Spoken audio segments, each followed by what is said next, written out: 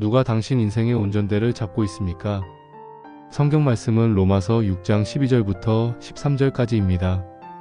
그러므로 너희는 제가 너희 죽을 몸을 지배하지 못하게 하여 몸의 사욕에 순종하지 말고 또한 너희 지체를 불의의 무기로 죄에게 내주지 말고 오직 너희 자신을 죽은 자 가운데서 다시 살아난 자같이 하나님께 드리며 너희 지체를 의의 무기로 하나님께 드리라.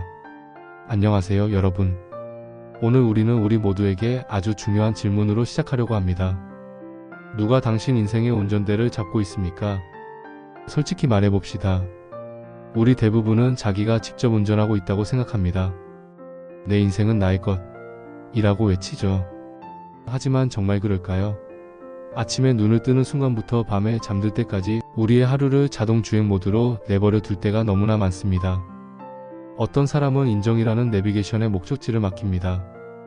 SNS의 좋아요가 얼마나 찍히는지에 따라 울고 웃으며 감정의 롤러코스터를 탑니다. 또 어떤 사람은 걱정이라는 시스템의 운전대를 맡깁니다. 통장 잔고가 조금만 줄어도 핸들이 마구 흔들리죠. 하나님은 우리가 이런 자동 주행 모드로 살기를 원치 않으십니다. 하나님은 우리가 그분이 운전하시는 삶을 살기를 원하십니다. 오늘 로마서 말씀을 통해 어떻게 하면 엉뚱한 운전자에게서 운전대를 되찾아 하나님께 맡겨드릴 수 있는지 그 명확한 방법을 배우게 될 것입니다. 첫째, 우리 인생의 운전대를 빼앗는 것들을 알아야 합니다. 우리가 왜 자꾸 엉뚱한 길로 갈까요?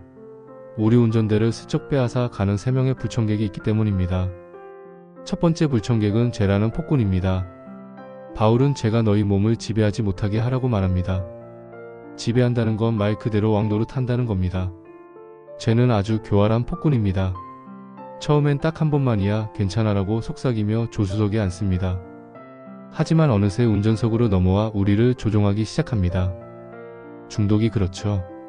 처음엔 내가 술을 마시지만 나중엔 술이 나를 마십니다. 죄는 우리를 자유롭게 하는 척하지만 결국 우리를 파괴의 길로 끌고 가는 폭군입니다. 두 번째 불청객은 두려움이라는 감옥입니다. 두려움은 우리를 아주 작은 감옥 안에 가둬버립니다. 실패하면 어떡하지? 사람들이 날 거절하면 어떡하지? 이런 두려움은 우리가 새로운 길로 나아가지 못하게 막습니다. 하나님이 주신 엄청난 잠재력이 있는데도 두려움이 운전대를 잡고 있으니 우리는 주차장에서 맴돌기만 하는 인생을 살게 되는 것입니다. 세 번째 불청객은 물질이라는 신기루입니다. The mirage of materialism. 예수님은 하나님과 재물을 동시에 섬길 수 없다고 단호하게 말씀하셨습니다. 왜일까요? 물질이 내가 너를 행복하고 안전하게 해줄게 라고 약속하며 우리를 속이기 때문입니다. 그것은 사막의 신기루와 같습니다.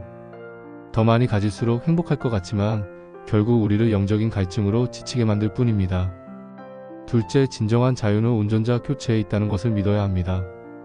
자, 그럼 이 불청객들을 어떻게 쫓아낼 수 있을까요?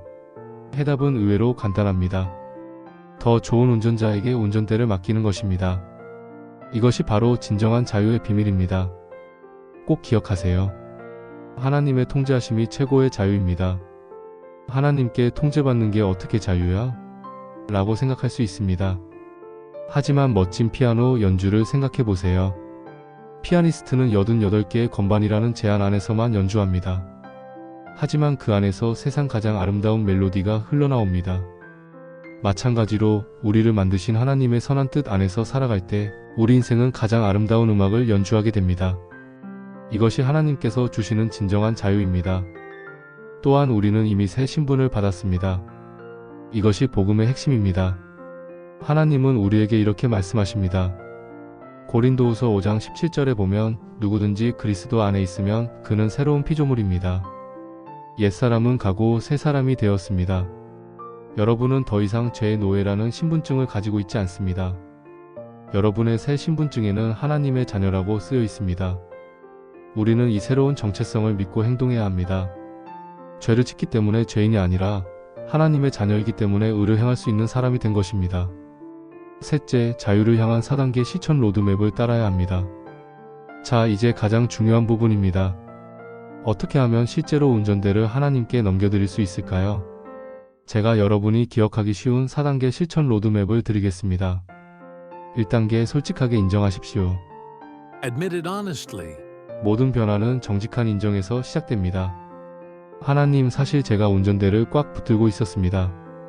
제 힘으로는 안 되겠습니다. 라고 고백하는 것입니다. 위대한 사도 바울도 자신을 죄인 중의 괴수라고 불렀습니다.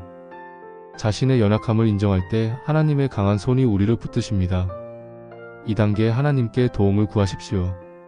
Ask God for help. 기도는 소원 성취 리스트가 아닙니다. 기도는 하나님, 저 혼자서는 이 길을 갈 수 없으니 제발 운전 좀 해주세요. 라고 외치는 무전기와 같습니다. 단순하고 솔직하게 어린아이처럼 하나님께 도움을 구하십시오. 3단계에 함께할 사람들을 찾으십시오. Find people to do it with. 혼자서 신앙의 여정을 운전하려고 하지 마십시오. 반드시 사고가 납니다. 야고보서는 서로 죄를 고백하고 서로를 위해 기도하라고 말합니다. 여러분의 연약함을 나눌 수 있는 믿음의 친구, 소그룹 공동체가 필요합니다. 서로가 서로의 내비게이션이 되어주는 것입니다. 4단계 운전대를 매일 넘겨드리십시오. Hand over the wheel. Daily. 운전대를 넘겨드리는 것은 한 번의 이벤트가 아니라 매일의 선택입니다. 아침에 눈을 뜨면 이렇게 기도하십시오. 주님, 오늘도 제 인생의 운전대를 주님께 맡깁니다. 주님이 이끄시는 대로 가겠습니다. 이것이 바로 살아있는 헌신입니다. 결론입니다. 이제 운전자를 바꿔야 합니다.